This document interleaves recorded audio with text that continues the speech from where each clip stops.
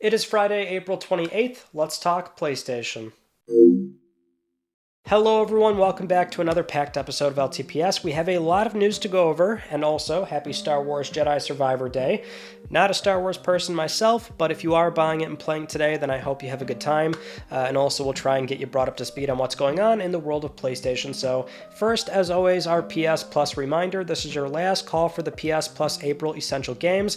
Grab them before they go away. May 2nd, it's going to change over to Grid Legends on PS4, PS5, Chivalry 2, PS4, PS5 as well, and then Descenders on PS4.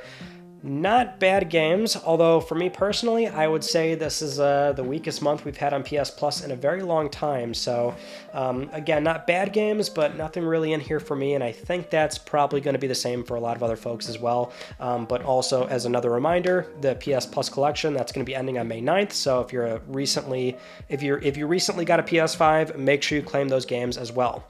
Now, we have some PlayStation hardware news stories. First up, PSVR2 finally going to be available at more retailers outside of PlayStation Direct, where for the time being it's primarily only been on PS Direct, depending on where you live at least. But now Sony has confirmed PSVR 2 will be available at more retailers starting May 12th. And that's great news because more options are always better, something where stores are a lot more likely to run sales, promotions. Won't be day one, of course, but you can use gift cards, any sort of credit you might have for an in-store rewards program. Like, obviously there's ways to, leverage this in your favor, so that's good to see. Something else that Sony recently announced is a Final Fantasy XVI PS5 console bundle, which includes just a standard white disc console with a download code. This will be on PlayStation Direct for pre-order on May 4th, for release next to the game on June 22nd. Really, Japan got the much better deal here because they're getting exclusive black console covers and a black DualSense as well, which has some accenting artwork, like a gold stenciled outline from Final Fantasy XVI on the DualSense and the console covers. Now, I'm surprised this is not global, and also that technically this would be the first themed console cover for PS5 that's for a game. The first themed console cover was actually that LeBron James one, so interesting that this is the first game-themed one, and it's not going to be global. So if you do want these, you're probably going to have to watch import sites to try and snag one or both of them. They do say limited quantities, and so who knows exactly how easy it's going to be. But for Japan, I guess they got to be thrown a bone eventually because they got the short stick for a lot of the first year and a half, 2 years of PS5 being on the market. Moving on to Insomniac Games, and more specifically Spider-Man 2, where a lot of fans seem to be getting very impatient because one reached out to Insomniac on Twitter and said, what's going on, what gives, this game is only a few months out from being released, and we've seen nothing, and Insomniac responded with, and I quote, "Because we're in the kitchen, it smells good in there, but we just ask for a little more patience," which is a little clever answer that got a bit of traction, and one where it acknowledges that, hey, we're working on the game, and that's what's going on. And I think some fans still don't realize that Sony just doesn't operate like they used to during the PS4 cycle, where, this was back when they were showing up to every major press event like Gamescom, Paris Games Week, TGS, E3, and when you're showing up to all those events every 3-4 months, you're usually bringing trailers with you, right? So it's not like how they used to do things. That's why there's been the sentiment that Sony doesn't talk nearly as much, which is true, but that's also good for developers, where I'm sure a lot of those studios really appreciate not having to use up all these resources every 3-4 months or every half a year just to make a pretty vertical slice or a trailer or do some sort of live demonstration, which are always challenging to do. So, Sony will do a formal acknowledgement like Spider-Man 2 or Wolverine. We'll get that one trailer, and that's all we have for about a year and a half, 2 years, sometimes longer, until they eventually have more to show, and that's usually when they're much closer to the finish line, which I think is preferable in the grand scheme of things. So if Tony Todd is anything to go by, we can expect that marketing campaign to kick off around August for a release in September. We can't look at all this radio silence and think that's an indication of a delay or something like that, because this is how they've been doing it throughout the majority of the PS5 cycle thus far. But give Insomniac that breathing room, and they'll possibly, I think they'll show more relatively soon. Now, in other Insomniac game news, it was also recently publicized that the developer is over 500 employees now, which is massive. I mean, if it wasn't obvious, they were growing in a very big way. And so apparently they're over 500 or nearly 520. That's a pretty big head count. We know they've got at least 3 projects going, which would be Spider-Man 2, Wolverine, and a multiplayer project.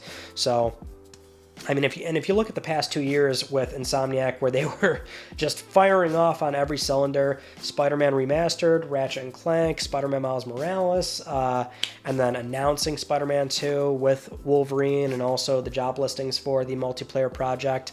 Yeah, they're a big studio, and they've been cranking it out big time, and that's why they've earned this pedigree and this reputation that they have for being what is easily a world-class industry-leading developer.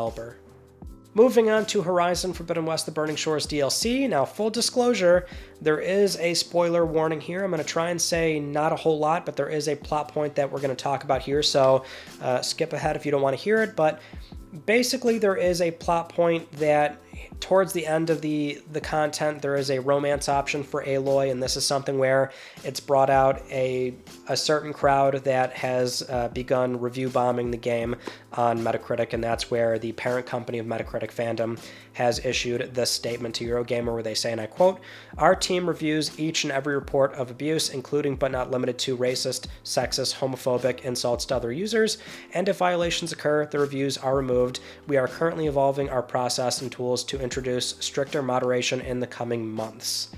Really unfortunate situation, especially because this is not the first time. It's not going to be the last time either, especially for a reason like this where, God forbid it comes up in a game as a plot point, whether it's big or small. You've got that kind of audience that comes out and does these engineered review bombing campaigns, and that's why it's also hard to, give stock to user reviews depending on the system that's put in place. Not really sure what fandom can do based on how they have it with a 1 out of 10. And, you could ban keywords, but then you're going to start banning reviews that were made in good faith. So not sure how they're really going to do this outside of reworking their entire system, which I don't see them doing. But, yeah, it's unfortunate to see this happen for Horizon. It's lame. It's a big eye roll moment for sure. Now, getting into Guerrilla Games, another PlayStation Studios powerhouse where they've recently undergone a company shakeup.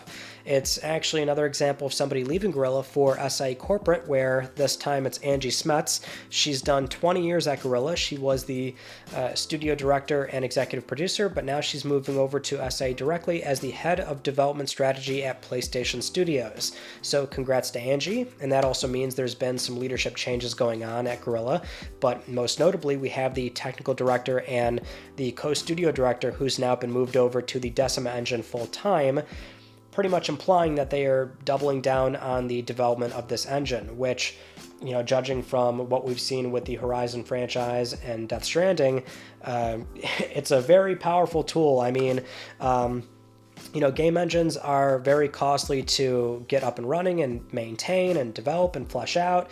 We've seen studios throughout the years try to make their own proprietary engines, and eventually they abandon them because it's too much work, or sometimes they try to build the engine with a new project, and we see how that can be a huge mess, and that's why something like Unreal Engine throughout the years has grown in popularity amongst even major publishers, because it's a jack of all trades, very malleable engine. But there are times where when you make your own proprietary in-house technology, you can mold it to your own needs. And so perhaps, and this is all speculation at this point, but perhaps they're really looking to flesh this engine out into accommodating other games, other experiences. Maybe they want to eventually offer Decima to other studios. Of course, try to make it in a way where it's better accommodating a multiplayer experience. There's a lot of ways they can go, but judging from Horizon and Death Stranding, it's a very powerful engine that produces just insane looking games, and also the core gameplay in those titles feels quite good. Even if you don't like Horizon or Death Stranding, they feel good to play. I mean, there's a lot of room for improvement, but I think it bodes well for Decima because it is really something else. Now, one other interesting tidbit in the blog post announcing all these changes at Guerrilla is them it's very direct in talking about what is a not so surprising thing. We can expect more Horizon, more Aloy, where the blog post says, and I quote here, We have full confidence in our new leadership as they steer Guerrilla towards a bright future, expanding the world of Horizon with Aloy's next adventure and our exciting online project. So that's them basically saying, yeah, Horizon 3, it's going to be a thing. Big shocker. Now, they do say the multiplayer project, they've been open about that. They've not formally announced that, but we have seen from leaks that it's a Horizon multiplayer project. So there's been a lot of footage that's been put out there. I probably can't play it still, but there's that, and they don't talk about it, but we also have the rumored Horizon Zero Dawn PS4 remaster, and then there's still another possible like MMO style mobile game, some sort of weird full-scale project. I mean, it seems like there's a lot of investment in the Horizon universe, which I'm all for. I know some people aren't, but yeah, that's them kind of low-key saying what we all already knew. Now, we have a very brief update for the rumored PlayStation Showcase, which again is coming from Giant Bomb's Jeff Grubb, where during a Game Mess Mornings live stream, he says yet again that the rumored showcase is likely in May, although it could be early June, but he does reiterate that it is at least before the Summer Game Fest, which doesn't give it much room outside of that first week of June, which if it could possibly be early June, that implies it could be late May instead, which based on how Sony typically picks certain days, Thursday, May 25th would likely be what they are aiming for. And it's always been my understanding that it was around the E3 time, and that's close enough as is, but, we're getting closer and closer, so assuming it's real, which I very much think it is, because they have a ton of things they are going to be ready to talk about very soon, it should be around that time, so not much more waiting. Just hold out, and this should be the big event that has a new slate and roster of PlayStation games for PS5 that will be announced. Now, moving on to Sony's Q4 2022 financial report, which just came out, and I mean it just came out. Like the webcast just ended, so I'm filming this clip separately very late just to try to be a little bit timely with this news so we don't have to wait until next week. But if I forget something or overlook something, that's why. But we do have the pertinent numbers here, which is console shipments. So Sony shipped 6.3 million consoles, actually beating their 6.2 million forecast. So now in total, PS5 shipments are at 38.4 million worldwide. PS Plus subscribers are up to 47.4 million, up from 46.4 in the last quarter, but still not at their COVID peak of 48 million. And in terms of other forecasts, they're aiming for 25 million units in the next fiscal year, or about 63.4 million PS5s total, which if we go back to the Insider Gaming report from Tom Henderson, who has been generally very reliable with whatever sort of crazy source he has, his report was 30 million, so just for some perspective, Sony must have readjusted, or obviously Tom was wrong, but Sony is maybe being more on the conservative side. I mean, we did see that they altered this forecast from 5.2 to 6.2, and that seemed a bit strange, but they were even able to exceed that, so who knows. But anyway, that's the forecast, and then also they are expecting less. They're expecting to sell less first-party games, which I found noteworthy, but given what we know right now, we only have Spider-Man 2, which is going to move a lot of units, but that might imply that maybe there's not going to be more PC releases, because those would be considered first-party titles, and also it might imply that when they do eventually launch some live service games, which in the short term, the closest one would be The Last of Us Factions. That is more evidence leading us to think that the game is going to launch free-to-play almost immediately. But those are the key points that I took away as I was jotting down some notes. But this episode's long enough as is, because, again, I have to film this clip separately. But Sony has, once again, been doing pretty well for the most part. Some numbers are down, but it was the console shipments that a lot of people had their eyes on, and they were actually able to exceed that. And the forecast for next year would imply that if they reach 25 million, that would be the most PlayStations that they've sold ever in a fiscal year. So they're very bullish on the console for sure, and they're generally speaking, they've been well positioned, and they seem like they're going to stay in that position.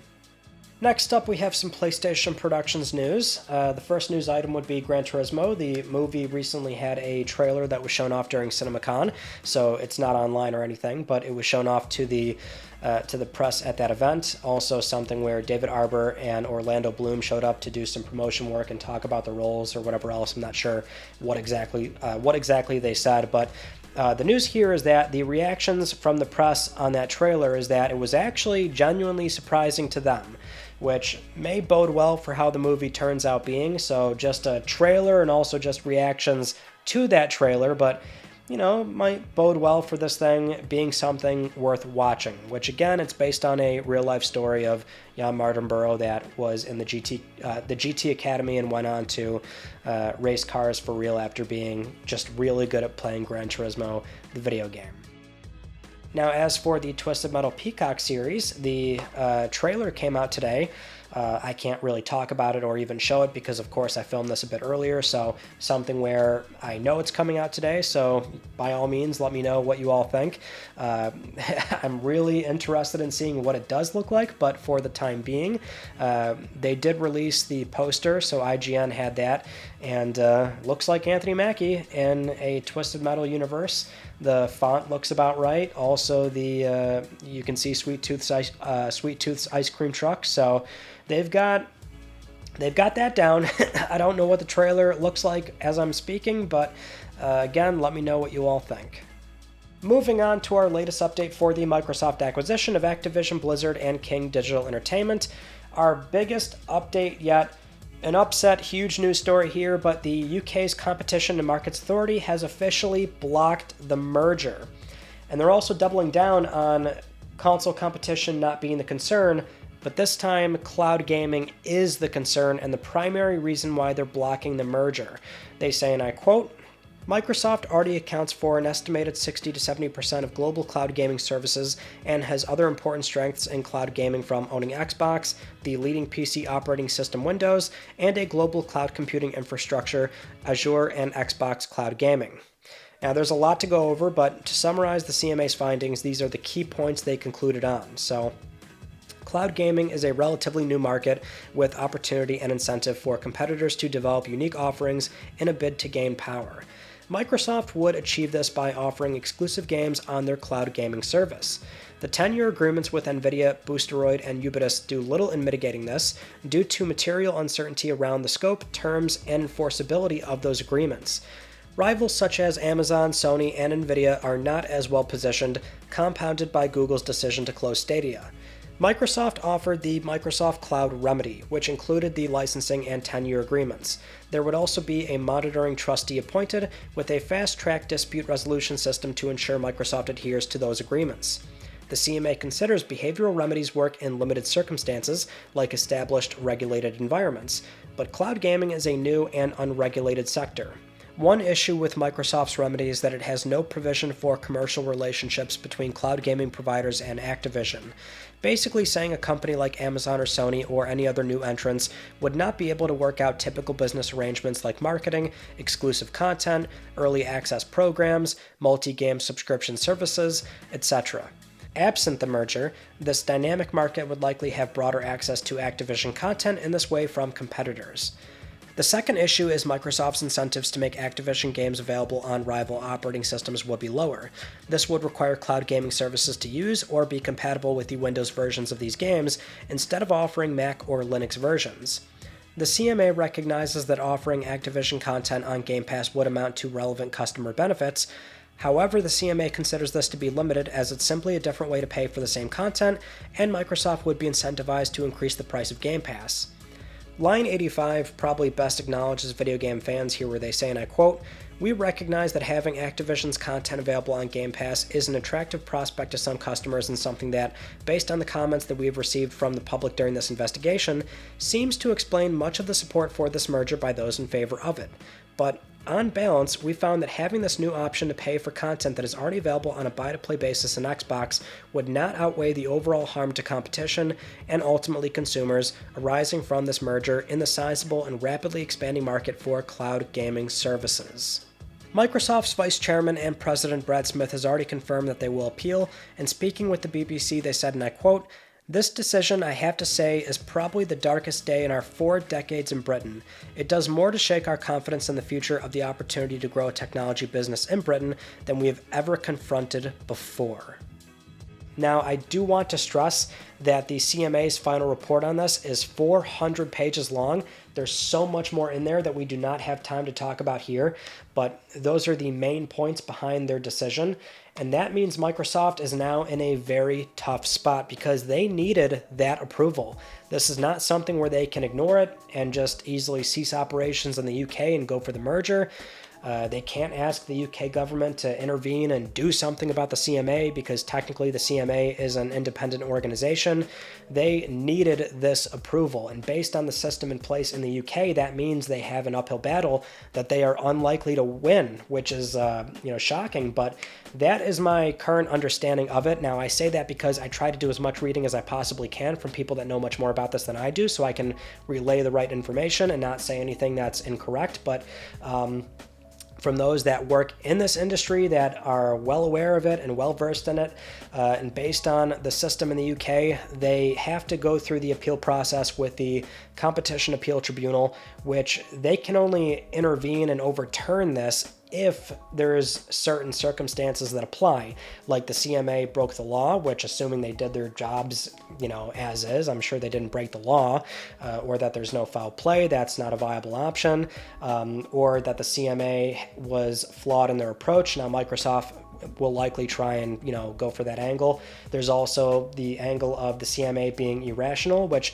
irrational does not mean, oh, we don't agree with it. Irrational means the outcome was so outlandish that, any reasonable person would not have came to that conclusion.